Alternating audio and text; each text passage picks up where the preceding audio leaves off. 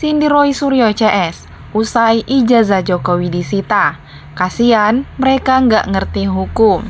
Setelah penyidik Polda Metro Jaya memeriksa Presiden ke-7 RI Joko Widodo, lalu menyita ijazah SMA dan S1. Kini muncul wacana agar barang bukti itu ditunjukkan ke publik. Menanggapi hal ini, penasehat ahli Kapolri Irjen Pol Arianto Sutadi mengatakan sebenarnya bisa jadi penyidik menunjukkan ijazah Jokowi kalau mau.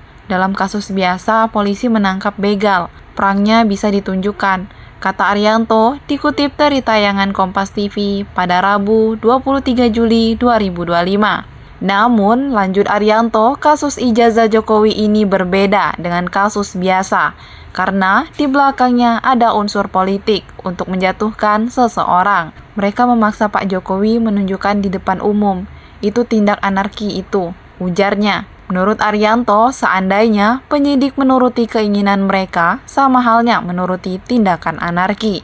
Kalau penyidik nuruti kayak gini, itu menuruti tindakan anarki demi untuk kepentingan orang-orang yang gak benar, katanya. Karena itu, Arianto berharap penyidik tetap saja melakukan penyidikan sesuai prosedur, seperti menyita dan memeriksa. Gak perlu lagi ditunjuk-tunjukkan ke depan orang, imbaunya.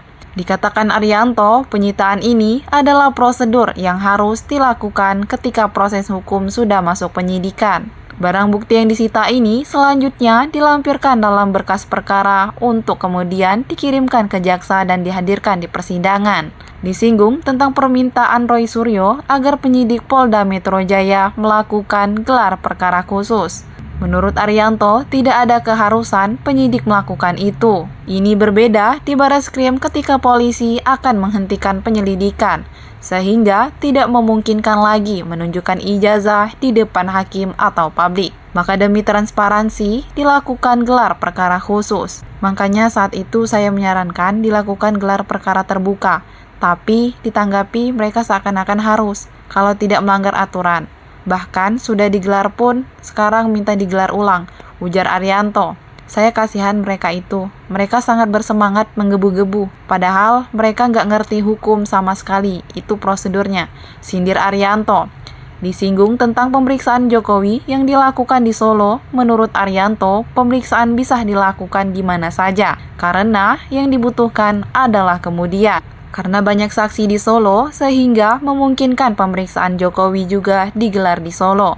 Mau diperiksa di mana saja nggak ada dilarangan. Pengalaman saya, kalau pemeriksaan seseorang, kita memeriksa di rumahnya juga bisa. Yang penting memenuhi syarat, tidak ada pemaksaan, keterangannya tidak bohong, tidak dikarang-karang, tidak ada larangan, tidak ada keharusan, katanya.